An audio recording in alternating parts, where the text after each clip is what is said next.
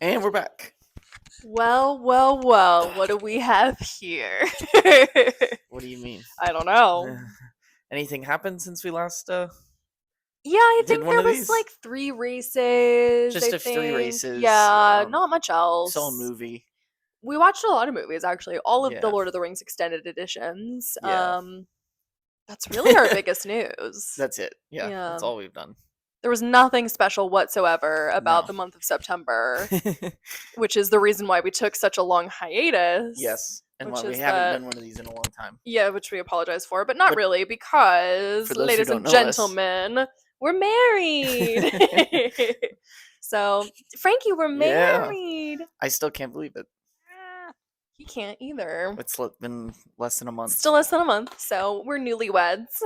But that also has meant that, well, we have been watching all the races We have still. been watching all the races. We just, with wedding planning, doing a podcast, which And honeymooning, is for a hobby, it was. wasn't a priority.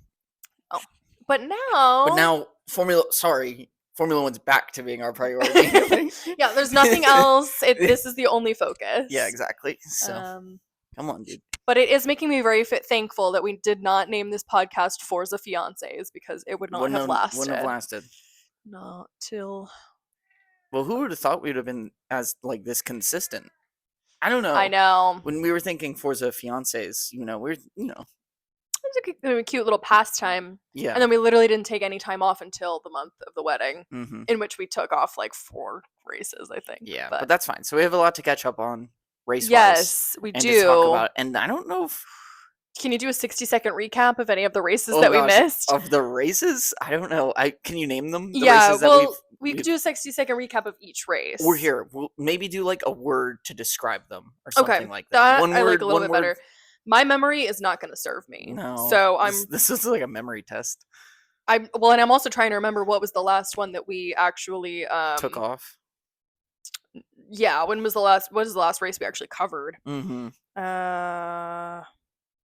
Okay, so yeah, we did miss Monza, which was very ironic. Yeah. Okay. I'll go with the one word to describe Monza. I don't remember it. I'll go.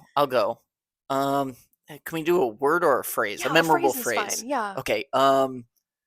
What did they say? They swap the positions? Is that the one? Yeah, that's it is. So that's what I'm gonna say.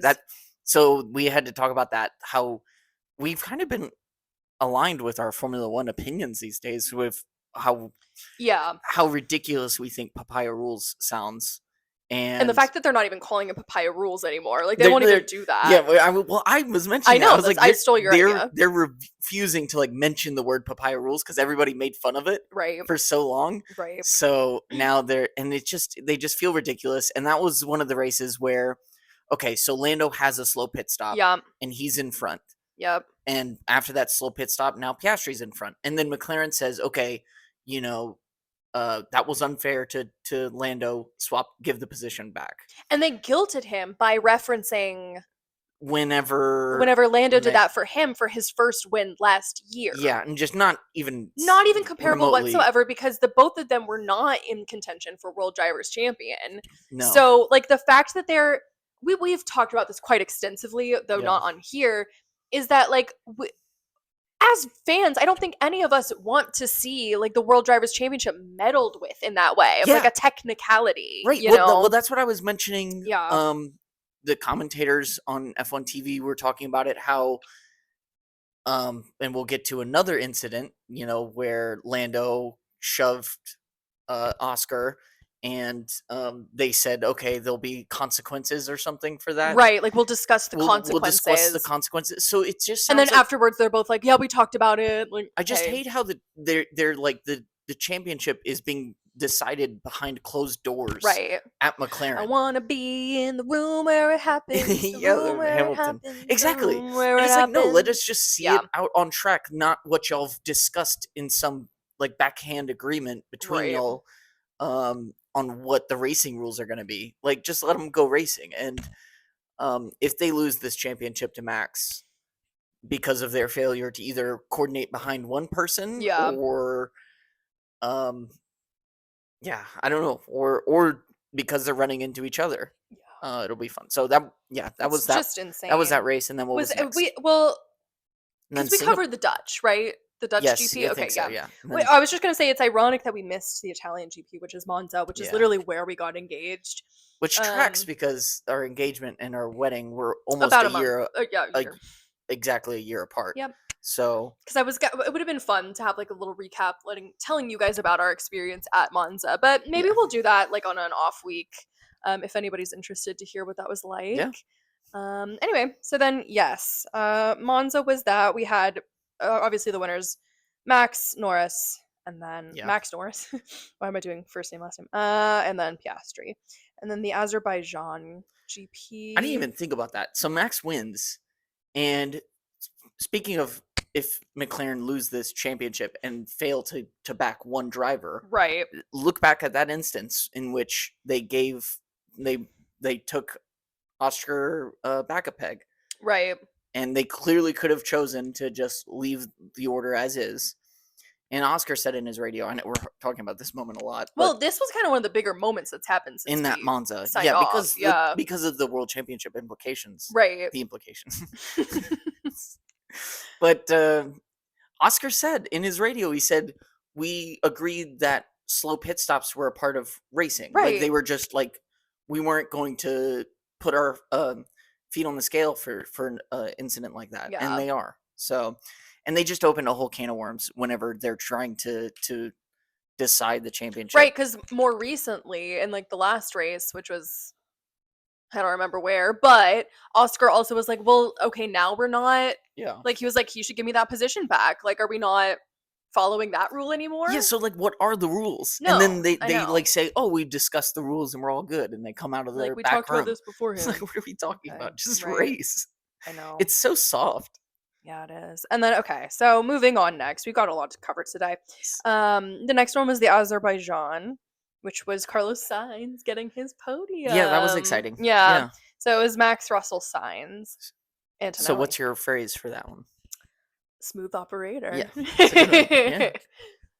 I don't really remember that race, though, because I think it was pretty uneventful once it got going, right? Well, Oscar, I think it was the qualifying was chaos. And then the race was Oscar DNF'd. Yeah, exactly. So that's the one where he was set up with his little iPad. The qualifying took like 3 hours, and then the race race took like no time. That was the one where the quality, there were so many red flags. Yeah, because everybody just kept sending it into the wall. Which was crazy. Trying to push. That was fun, but then the race itself wasn't that crazy.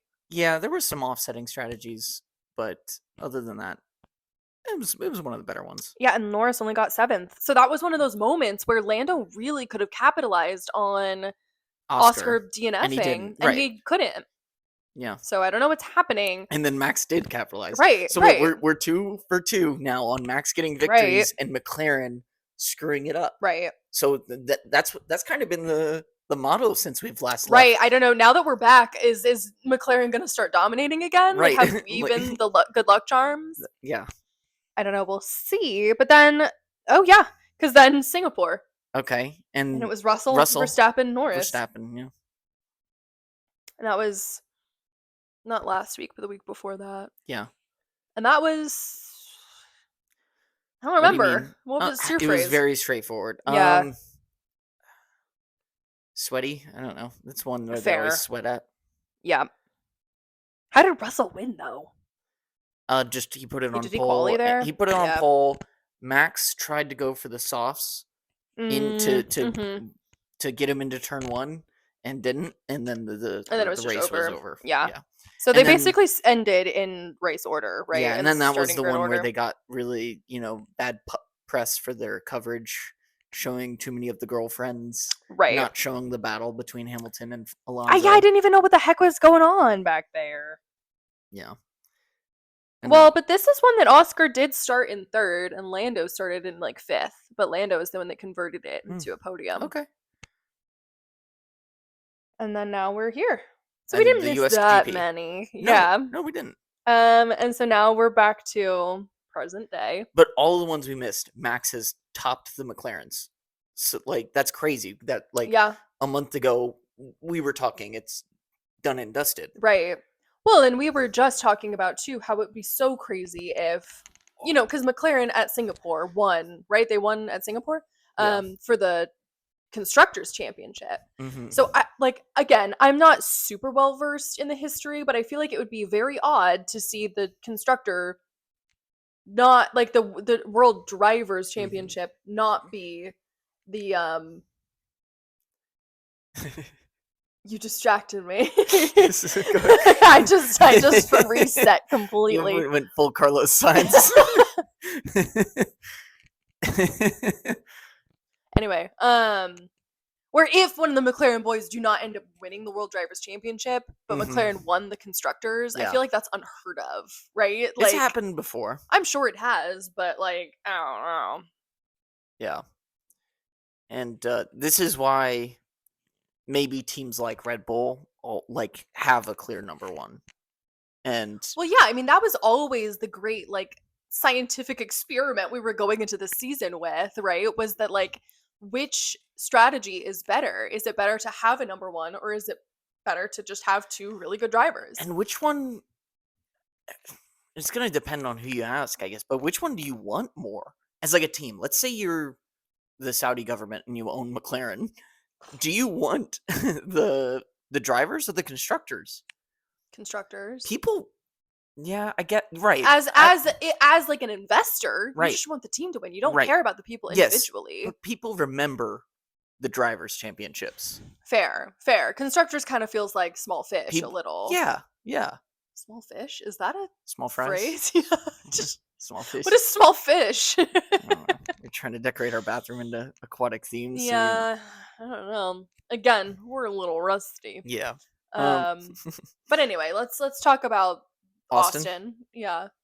Which also was not that crazy. It really Sprint was fun. Yes, Sprint was great.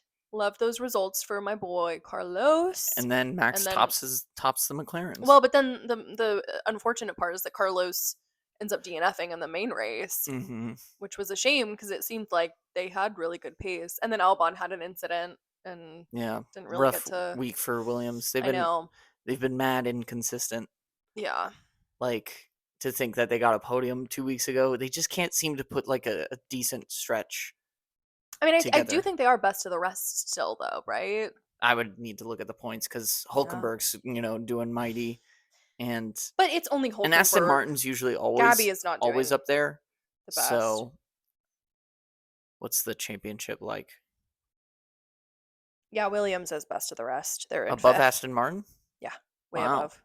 Aston Martin has not done well this season. No. Yeah, it's McLaren, Mercedes, Ferrari, Red Bull, Williams, RB. Okay. Then Aston. So I'm shocked they're actually still holding on to that best of the rest. I'm so sorry. Alpine has 20 points. And all of them are, what's his name? Not Colapinto. Yeah, why can't I think Pierre Gasly? Pierre Gasly. I was saying earlier how I forget they exist. Yeah. Alpine as a team. That's telling you enough right there is that you forgot. And Pierre Gasly's a good driver, but I forget about Colapinto and Gasly. They've absolutely nothing to talk about. Gasly's not going to be there next year, is he? I think so. Yeah. No, he is. Can't remember. Yeah, he is. Colapinto might not be. Oh yeah. No, I was saying, did he not? Who signed with Haas? No. For next year? Not Colapinto. Anyway. Okay. This race, what about it? Oh well, I mean, I guess the most exciting part was the Charles v Lando situation. They switched spots at the beginning. They switched spots on the track. Then they switched spots after the pit, and then they switched spots at the end. Right. So they did go back and forth. No, they did, and it was pretty hard racing throughout. They were always really close to each other. Offsetting strategies. Right. At first, I was like, oh gosh, Ferrari put Charles on the softs. I think it ended up working out okay. I mean, yeah, because DEG doesn't really exist anymore.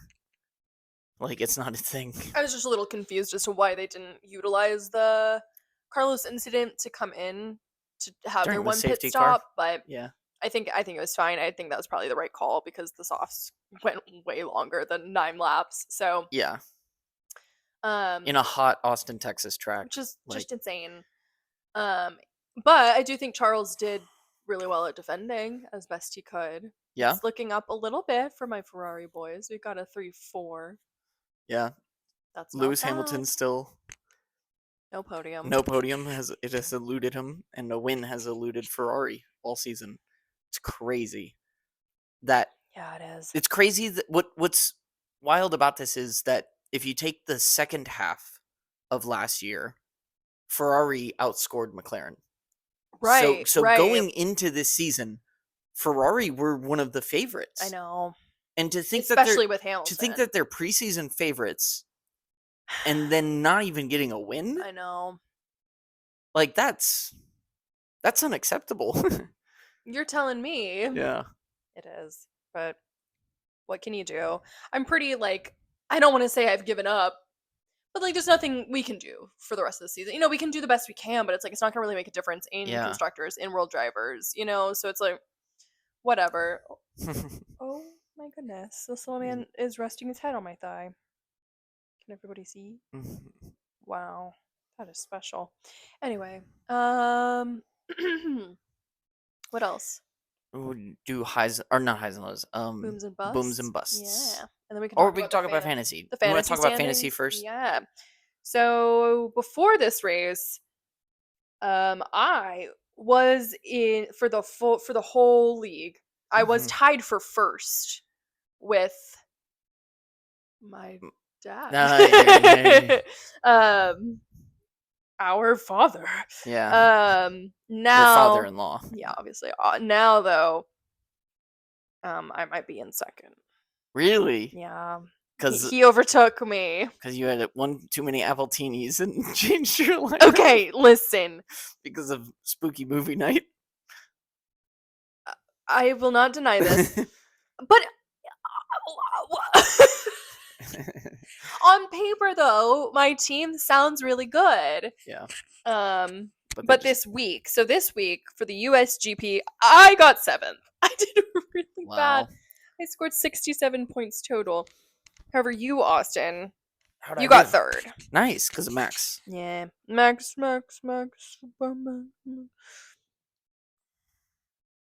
Yeah, you didn't have too many negatives. You got a total of 153 points. We've got Alonso, Verstappen, Sainz, Hadjar, Bortoleto, McLaren, and Racing Bulls. Not too bad. Me, on the other hand, I did score a total of 67 points. I had Piastri, Leclerc, Sainz, Alonso, Hülkenberg, McLaren, and Alpine. And Alonso did score me negative 16 points. Piastri somehow still scored me negative 4 points. He DNF'd in the sprint. Yeah. And didn't make any places up in the race. Right. And then Sainz gave me negative 3. So. Rough. Our winner for this week is Beefy Nugs. Who is that? I don't know. Somehow, with a 2 times on Charles. That's really it. Mercedes. Their constructors did really well. Mercedes and Williams. Yeah. That's maybe Good job for them. Congrats. And then in number 2, we've got Commit Max Evasion, who only beat you by 3 points. So I think it was a similar lineup. Yeah. It was the Max. Verstappen, Sainz, Albon, Alonso, and Hadjar. They've gone the Max and the McLaren. McLaren and Racing Bulls. Yeah. Yep. So that's where we are. Fun. But the overall standings as it is, Austin, you're in 4th. I'm making it up. Not that bad. No, I'm not. Well, yeah, because you stayed committed to the Max strategy through the whole season. You never traded him out, did you? No. Wow. Maybe I did. One. Maybe, and then you regretted it immediately. Yeah. But with a name like Can't Verstappen me, yeah, I feel like you have to have. I know. Verstappen. I did. And then I'll use the 3 times on him soon. One of the chips. You have already used your 3 times. Oh no! Yes, you have, and he DNF'd. That was last year. No, it was not. I'm fairly positive. I have my 3 times. I think you're thinking of last year. Okay, well, you used something on Max one time, and it did not pan out well. You're thinking of last year. I am not. We literally talked about this on the pod. Oh. I thought. Maybe I don't know. My memory is bad, huh? Okay, now Booms. Oh, maybe it is this year. I think it was this year. All right, booms and busts. I will go boom. Do you want to go first? No, you go. Okay. Boom, I'll go.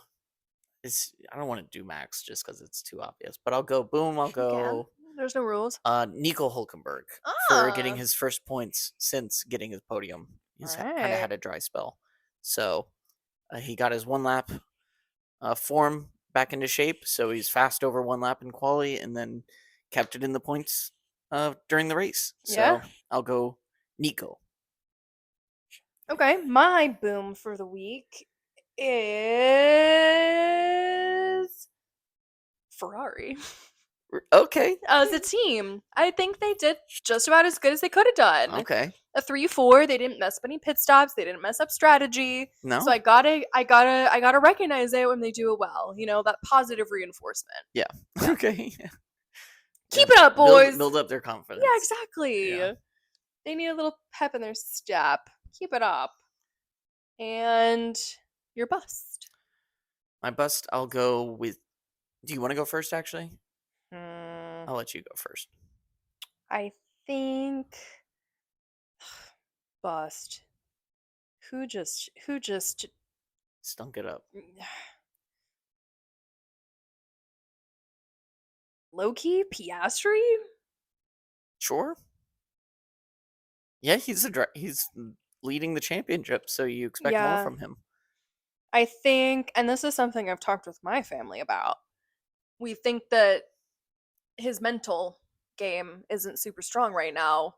Like he's gotten rattled. Yeah, he's gotten a little shaken just the last few races. You know, he hasn't seemed like the same cool cucumber that we've come to know. No. And we have to recognize this is only his second year in Formula One. In Formula One. He is still very young. I was going to say this is the point where the pressure is like having that pressure is really going to favor Lando because Lando has more experience just keeping his cool in these types of situations, especially him being head to head with Max all last season, you know?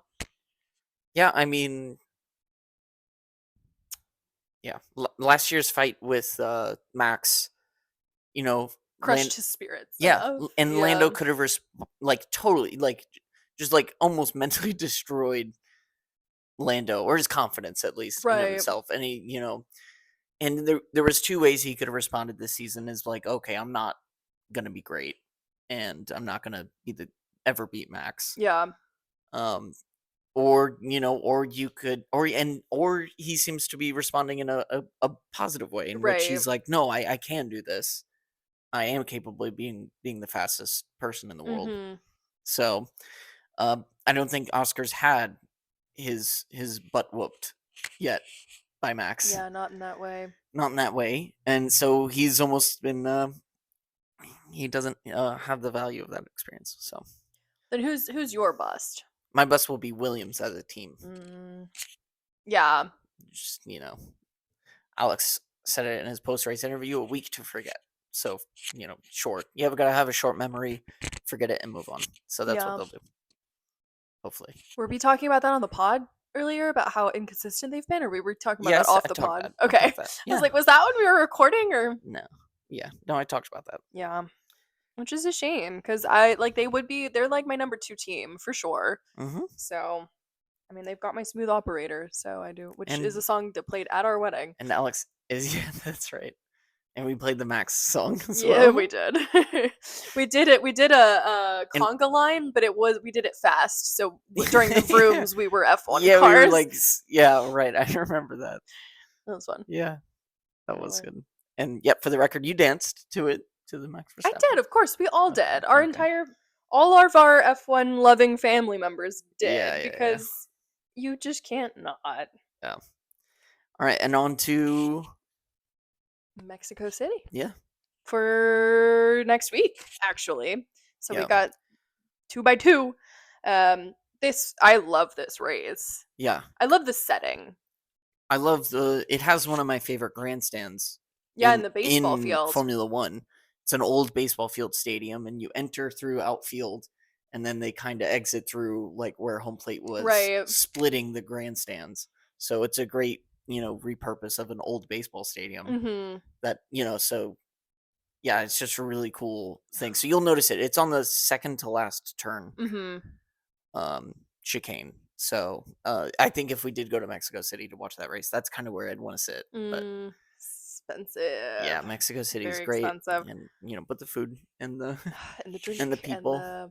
Yeah, well, and one of my favorite parts about this race too is that it always is coincide. They always purposefully coincide it with Dia de los Muertos, so they always have like the sugar skulls and painted like people dressed up. So it's just very I don't know. I just think it looks like so much the fun. Mexican fans are great. Like and they're gonna have Checo again next year, and they maybe the most prominent nationality in Italy was the Mexican fans. Yeah. Was the Checo fans. So they traveled to Italy to watch Checo. Yeah. And that was great. So they really like Formula One. So that's really cool. They do. And they'll get him next year. How many do you think people are going to be wearing like Cadillac gear? And I mean, yeah. Just in preparation for Checo. Maybe. Checo's return. Like this year, they'll be wearing it? Yeah, maybe so. Well, I don't know if you can buy Cadillac merch yet. I don't know if it's out yet. Maybe you could. I mean, maybe not F1 Cadillac merch, but just generic. Cadillac racing. Because they do, like, endurance racing. Oh, yeah. So you could maybe, I don't know if people are buying that, but... Anyway, well, a little bit about the circuit. It's very high up.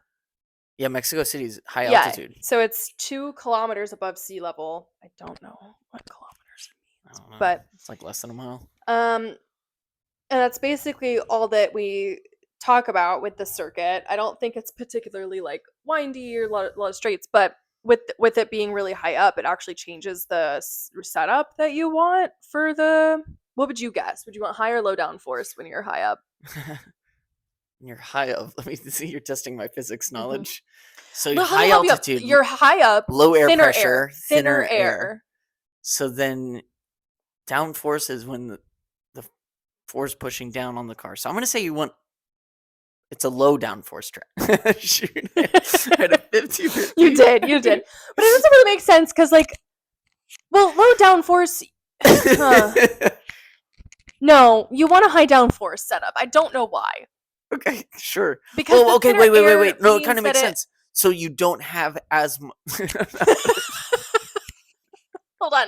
Tell me what you were going to say. I don't know. No, I'm not even going to try. Well, I saw a Reddit post. Maybe that'll help us explain it here. But they were using, like, equations and stuff. Okay. Because now I'm trying to figure... Because low downforce would make sense if if the thinner air isn't pushing you down to the track, wouldn't you want to... Right. But no, the high downforce setup is what pushes you down to the track more. Yes. Low downforce is better. Yeah, it's okay. The thin air at high altitude, forcing teams to use larger wings to compensate for reduced aerodynamic grip. However, the actual amount of downforce is lower than what it would be generated at sea level. Okay. I don't know what that means. You just need more of it. So the thin air is because of low air density. So essentially what that means is the amount of air that you have passing over the wing is less. So you need more force. So if you have low downforce, you need even it's lower force than normal. Anyway, they'll be setting it up. It's not a sprint. There are physically less particles of air to push you down onto the track. So instead you have to compensate by running more of an angle on the wing, using a higher downforce package because that way you create more downforce from the fewer air particles hitting the car. That makes sense. We sometimes hear that they use Monaco packages. So it feels like Monza levels of downforce. Okay. Exciting. So we will see. Yeah, it's not a sprint. They wouldn't do sprint back to back. I don't think so. Though we keep missing out because I can't remember which races are sprints and which ones aren't. It feels like we have not had very many sprints this year for some reason. I don't know what that is about. No sprints. Cool. Makes me think Brazil might be. It is. So we've got Brazil too. We've got Vegas.